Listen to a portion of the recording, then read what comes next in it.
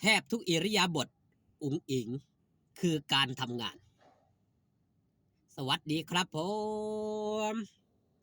สวัสดีพี่น้องครับปังปายมิตรหมอแคนแฟนหมอลำยินดีต้อนรับเข้าสู่ช่องไทยซีเกตชาแนลตกคำยำเย็นแล้วครับพี่น้องสวัสดีไปยังแฟนคลับเอฟซีลาหน่อยอุ๋งอิงแฟนคลับเอฟซีสาวหน่อยเพชรบันแพงสู้ขู่สู้คนเด้อครับเด้อมื้อนี้ครับคิวงานลาหน่อยอุ๋งอิงสาวหน่อยเพชรบันแพงเล่นอยู่ที่บ้านคูเมืองตำบลคูเมืองอำเภอวารินชำราบจังหวัดอุบลราชธานีอยู่ไก่เนาะผู้ใดอยู่ไก่ก็อย่าลืมไปเบิ่งไปแย่งไปให้กำลังใจกันหลายๆเด้อครับเด้อหันมาเว้าฮอดจอดถึงกับเรื่องราวของหลาดน้อยอุ๋งอิงเป็นศิลปินที่ไม่เหมือนใครแล้วก็หาใครเหมือนบ่ได้มีความโดดเด่นเฉพาะตนลาน้อยอุ๋งอิงตื่นขึ้นคือการทำงานออกจากบ้านครับเตรียมโตวเฮ็ดงานแล้วครับเอาง่ายๆตั้งแต่ตื่นบ่ว่าแต่ออกจากบ้านตั้งแต่ตื่นขึ้นได้เฮ็ดงานแล้วบ่เฮ็ดงานคือตอนใดตอนนอนพี่น้องวินหมอแค่แฟนหมอลำสังเกตว่าตื่นปั๊บอาบน้ำเตรียมเนื้อเตรียมตัวลงมาจากบ้านทำงานแหละครับมีกล้องจับบ่ว่าจะเป็นช่องพ่อแม่อุ้งอิงบ่ว่าจะเป็นช่องเสียนนท์คือตื่นขึ้นเฮ็ดงานบ่เฮ็ดงานเฉพาะนอนหลับเฮ็ดงานก่อนหมู่บ่แม่นว่าหลาน้อยอุ้งอิงคือโชว์หน่อยก็หมู่อยู่บ่ฮอดแจ้งแล้วก็กลับไปนอนมันบ่แม่นเด้อครับหลาน้อยอุ้งอิงนี่เฮ็ดงานก็ยากกว่าหมู่จังไดจังว่าจังซั่นหนึ่งครับเป็นตัวชูโรงเป็นผู้บุคลากรที่ว่าสำคัญยิ่งเป็นศูนย์หน้าการทำงานของหลาน้อยอุ้งอิงเฮ็ดงานก่อนหมู่ครับผู้อื่นเขาเริ่มงานจักทุ่ม3 ทุ่มลาน้อยอุ้งอิงเริ่มงานตั้งแต่4-5 โมงแรงเลยตั้งแต่3 โมงแรงตื่นขึ้นมาแล้วครับเริ่มงานเราได้ครับกว่าสิเลิกการเลิกงานกับตี 2ล่ะตี 2ตี 3เห็นสิได้เห็นบ่ครับ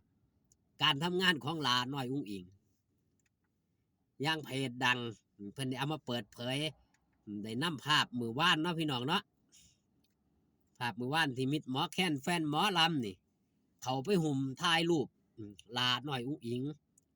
ในแอนข่าวฮอตนี่ครับเป็นภาพนี้เลยนี่คือศิลปินหนึ่งเดียวที่ทำแบบนี้แห่งวงการหมอลำเพิ่นได้เขียนภาพเขียนแคปชั่นไว้แบบนี้เนาะภาพสุดประทับใจอุ๋งอิงพบปะแฟนๆชื่นชมอุ๋งอิงบริการแฟนๆทุกระดับจริงๆมางานเร็วไม่หนีแฟนเพลงยืนให้ถ่ายรูปแบบจุใจเป็นศิลปินที่ให้ความสำคัญกับ FC สุดๆไม่แปลกใจที่ FC ที่แฟนๆรักเธอเพื่อได้เขียนโพสต์ไว้ยาวๆสักหน่อยแบบนี้ครับชื่นชมอุ๋งอิงคือศิลปินที่ให้ความสำคัญกับ FC ที่สุดออกมาเล่นมาหาพบปะให้พ่อแม่ได้ถ่ายรูปและใกล้ชิดแบบไม่ถือเนื้อถือตัวเลยเธอทำแบบนี้ทุกวันไม่มีเหน็ดเหนื่อยจริงๆสู้มากกับการต้อนรับ FC โชว์ของเธอคือเวลาเที่ยงคืนแต่เธอจะมาถึง5 ถึง 6 โมงเย็นทุกวันเพื่อมาพบปะพ่อแม่ FC ที่หน้างานไม่แปลกใจเลยว่าทำไมถึงมีคนรักเยอะมากณขุนหารศรีสะเกษเมื่อวานที่ผ่านมาเฮาเห็นครับทางช่องเสียนนท์เสี่ยวบอสโจหรือว่าช่องลักช่องใหญ่ได้นำภาพนี้ออกมาเปิดเผยสู่สาธารณชนนี่คือความเป็นอุ๋งอิงครับเป็นศิลปินที่เสมอต้นเสมอปลายเคยเฮ็ดจังไดตั้งแต่แรกเริ่มเดิมที่ก็เฮ็ดแบบนั้น ดังที่เจ้าของช่องเพิ่นได้บรรยายไว้ไม่แปลกที่สิมีแฟนคลับ FC หักมากมายและเป็นสิ่งที่หาได้ยากกับศิลปินดังระดับนี้จะมาทำแบบนี้มันบ่มียิ่งในวงการหมอร้องหมอลำเฮาเห็นบ่ครับระดับพระเอกนางเอกในแต่ละวงออกมาแบบนี้ขนาดว่าระดับพระเอกนางเอกก็ยังบ่ดังสำหรับน้อยอุ้งอิงณปัจจุบันคันเว้าง่ายๆเนาะบ่ได้เว้าหยังหลายคือหลานน้อยอุ้งอิงถึงจุดสูงสุดก็ว่าได้ของการที่มาอยู่ในวงการหมอร้องหมอลำในระยะเวลา3 ปีที่ผ่านมานี่จากเด็กน้อยคนหนึ่งที่อยากมาหาเงินหาคำเลี้ยงครอบครัวแค่นั้นอยากสิมีรายได้เลี้ยงครอบครัวแต่บุญภาวาสนานำทรงถือว่าเป็นคนมีบุญ